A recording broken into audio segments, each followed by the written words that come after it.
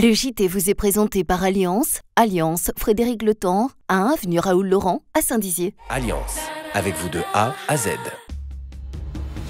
TCA, l'agence de transport urbain opérant dans la ville de Saint-Dizier, lance son nouveau service de location de vélos en libre service.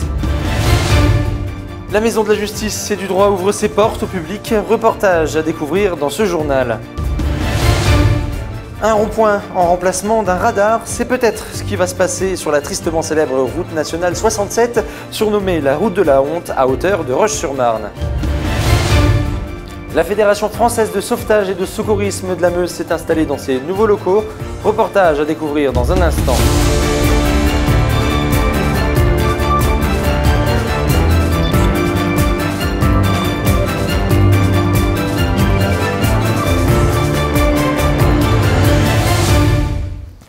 Bonjour à tous et merci de regarder le JT de Puissance Télévision de ce samedi 26 mai.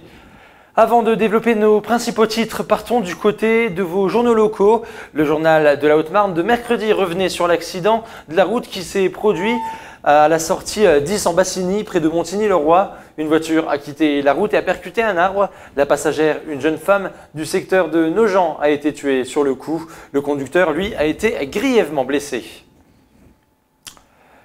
Et on démarre ce journal avec l'agence de transport TCA à Saint-Dizier qui vient de lancer son service de location de vélos. Un service qui devrait plaire à l'approche de l'été. Reportage Manon de Fontis, Nicolas Noël et Sylvain Pinault.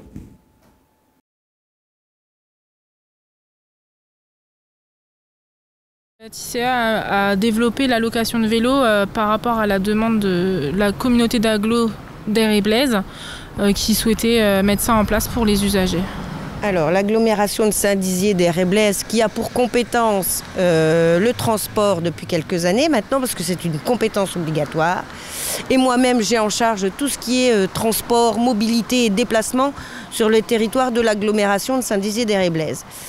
Donc, tout a été, j'allais dire, préconisé ou en partie préconisé lors d'un premier travail qui a été réalisé, qui s'appelle le plan de déplacement urbain, PDU pour les initiés, qui a été fait il y a 2 ans, dans lequel on avait rassemblé des associations, des entreprises, des collectivités, des citoyens, pour essayer de réfléchir à comment on pouvait élaborer le déplacement, la mobilité sur notre territoire. Alors pourquoi la location de vélo? Parce que c'est vrai qu'on s'aperçoit que sur l'intérieur d'une ville, il y a beaucoup de personnes qui souhaiteraient pouvoir se déplacer à vélo, qui n'ont pas forcément envie d'en acheter un parce qu'on ne veut pas l'avoir à la maison toute l'année parce qu'on s'en sert que 2 mois ou 2 jours ou 3 jours.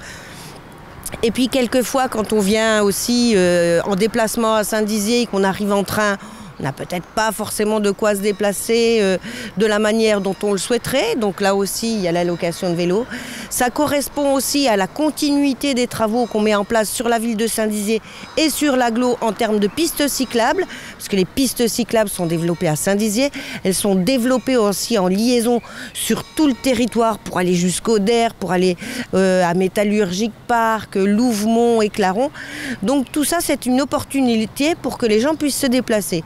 Et les locations, comme elles se font à la journée, à la demi-journée, à la semaine, au mois, un peu comme vous le souhaitez, c'est vraiment quelque chose de très facile à utiliser et vraiment de très sympa. En fait, si quelqu'un souhaite louer un vélo, il suffit de se rendre à l'agence commerciale TCA sur la place Aristide Briand à Saint-Dizier. Les vélos sont disponibles devant l'agence, il y a un contrat de location à signer et tous les tarifs sont dispo à l'agence. Les vélos sont mis à disposition par la société Vélodaire qui prend en charge aussi les petites réparations qu'il y aura à faire dans l'avenir.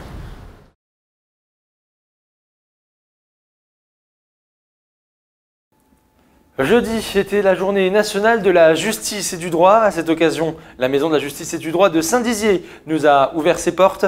Reportage de Pierre Collin avec Manon de Fontis et Nicolas Noël. Aujourd'hui avaient lieu les portes ouvertes de la Maison de la justice de Saint-Dizier. Les personnes intéressées peuvent s'y rendre et rencontrer les intervenants, des professionnels bénévoles du milieu de la justice. Alors l'organisation de cette journée, donc nous avons des intervenants qui sont venus spécifiquement pour rencontrer les justiciables, donc sans rendez-vous. Ils sont là de 8h30 à midi, 13h30 à 17h. Donc ils les informent sur leurs droits, mais aussi peuvent les aider lors de conflits de l'ordre civil et pénaux aussi également.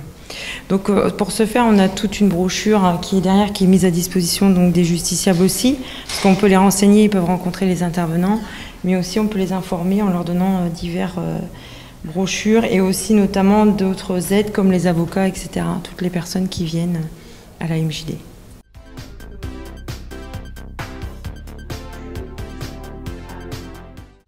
Alors mon rôle, ça va être de recevoir les personnes qui se présenteront pour avoir des informations et leur expliquer plus spécifiquement qui est le défenseur des droits et quel est le rôle des délégués, en quoi on peut les aider dans leur souci de la vie quotidienne par rapport aux services publics, discrimination, droits de l'enfant.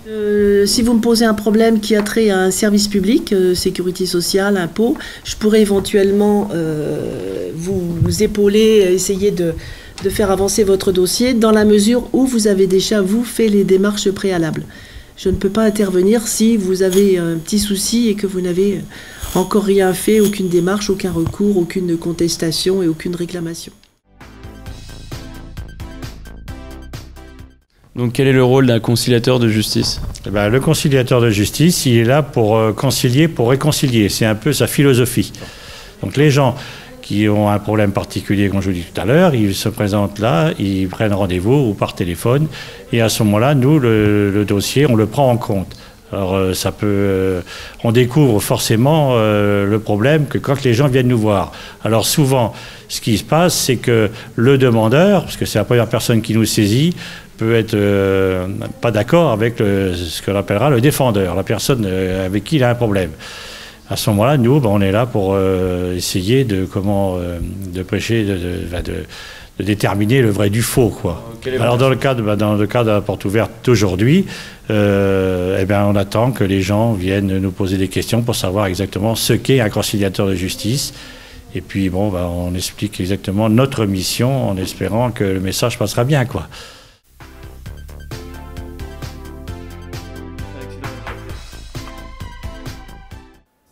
Souvenez-vous, il y a un peu plus d'un an, au début du mois de mai, la route nationale à hauteur de Roche-sur-Marne faisait 2 morts lors d'un accident entre un motard et un cycliste, venant s'ajouter à une liste déjà longue d'accidents.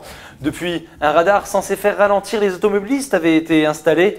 À présent, un collectif de personnes réclame même la construction d'un rond-point à travers une pétition. Des propos recueillis par Sylvain Pinault et Nicolas Noël.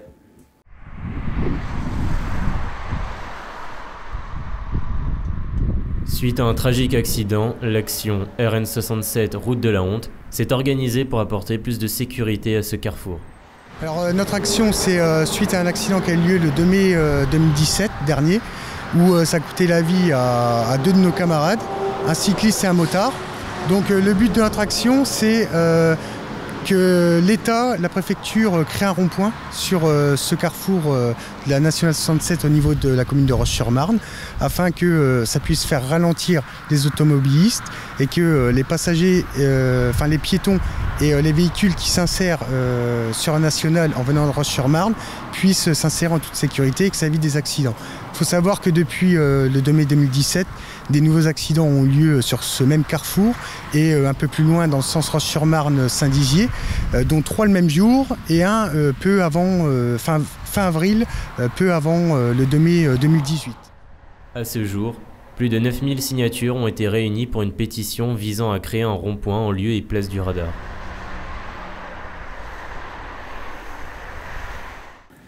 Il y a un mois, la Fédération française de sauvetage et de secourisme du département de la Meuse s'était installée dans leurs nouveaux locaux à Bar-le-Duc. Mais alors, quelles sont les missions de cette fédération? Élément de réponse avec Audrey Tézan. Récemment, un nouveau centre de secours a été inauguré à Bar-le-Duc. Agréé par la sécurité civile, le centre est composé de bénévoles prêts à intervenir en cas de besoin. Pour intervention au parking des Minimes suite à l'appel d'un témoin pour une victime qui a fait une chute de vélo. Il a reçu le chef de poste BP. Lors de cette inauguration, des diplômes ont été remis. Je te décerne la médaille de la Croix de valeur civique catégorie or de la Fédération.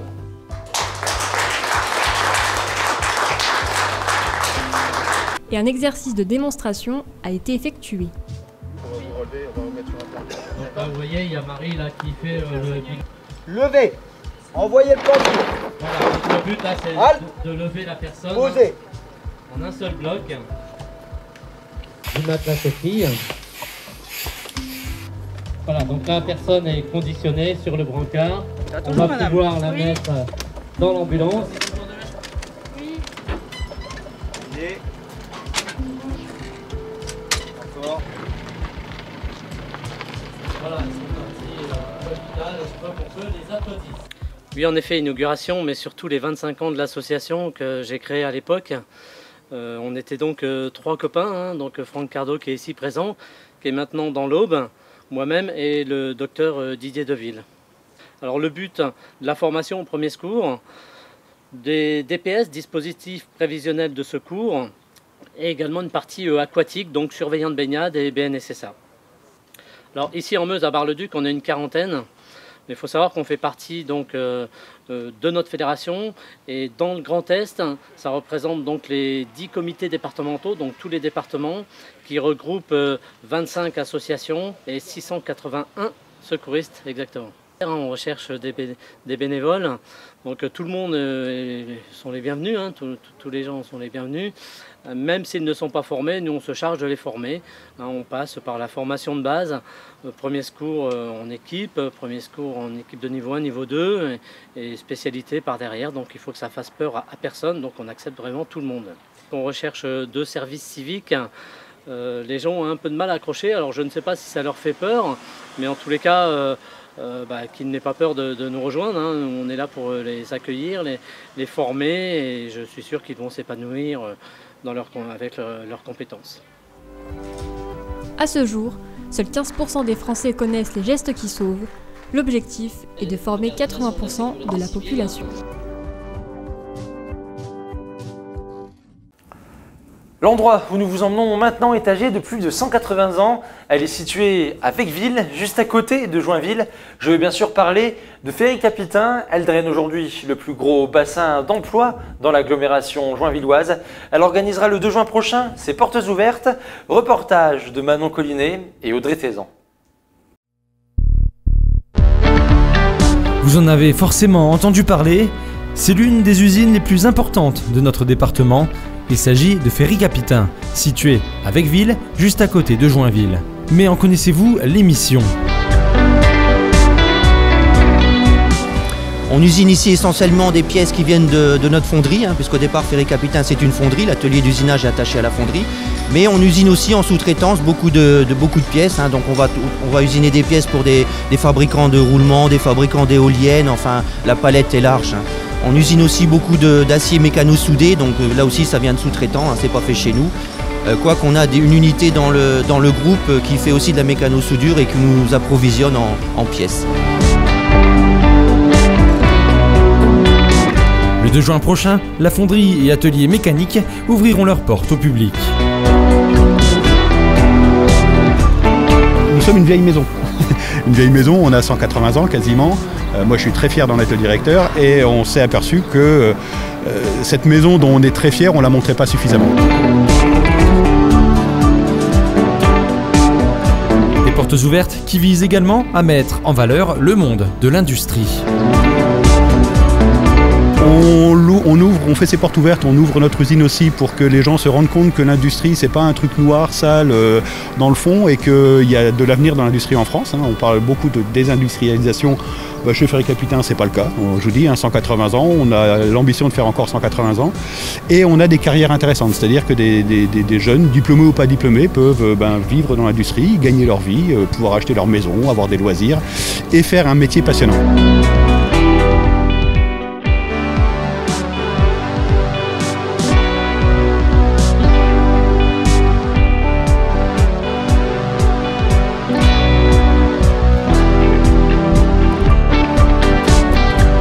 Peut être un truc extrêmement innovant, avec des nouvelles technologies, avec un groupe de jeunes.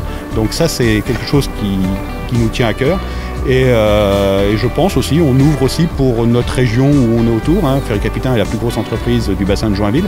C'est important aussi que les Joinvillois puissent voir à quoi ressemble cette espèce de gros monstre qu'ils connaissent depuis toujours et qu'ils n'ont peut-être pas obligatoirement vu. Mais alors, que va-t-il être possible de voir ou de visiter lors de ces portes ouvertes ? Alors, on va faire une visite pas complète de l'entreprise parce que ça prend énormément de temps, mais on va voir l'ensemble des départements. Donc, on va voir soit en direct, soit sur vidéo, donc la fonderie. Alors, il n'y aura pas de métal liquide. C'est toujours un peu le truc. Les gens dans une fonderie aiment bien voir du métal liquide, mais c'est très compliqué à mettre en œuvre pour des questions de sécurité. Et aussi on attend entre 1500 et 2000 personnes. 2000 personnes, ça fait beaucoup de métal liquide, donc c'est compliqué. Par contre, il y aura des films qui montreront ce qu'est une coulée, ce qu'est du métal liquide. Donc, les gens vont voir la fonderie, vont voir l'atelier d'usinage, donc vont voir nos machines, vont avoir des explications très précises sur ce qu'est une entreprise maintenant, c'est-à-dire on ne fait plus des pièces comme on les faisait il y a 100 ans, encore moins il y a 10 ans, c'est-à-dire qu'il y a probablement eu une plus grande accélération des moyens techniques sur ces 15 dernières années qu'il y en a eu sur les 95 précédentes. Si vous souhaitez assister à ces portes ouvertes, vous pouvez envoyer un mail à l'adresse qui s'affiche en bas de votre écran, mais vous pouvez aussi vous rendre sur les réseaux sociaux de Ferry Capitain, sur Facebook, LinkedIn et Twitter.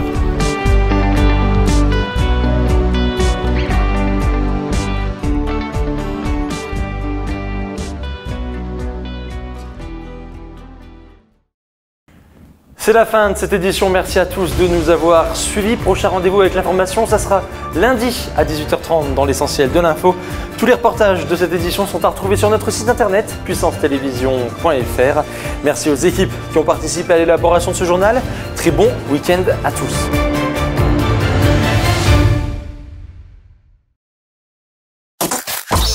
Ford, la robustesse et la force de nos véhicules à votre service. Hyundai, l'innovation et la ténacité pour votre meilleur confort. Votre concessionnaire Fast Automobile et JM Automobile, zone commerciale du Chêne, Saint-Amand à Saint-Dizier.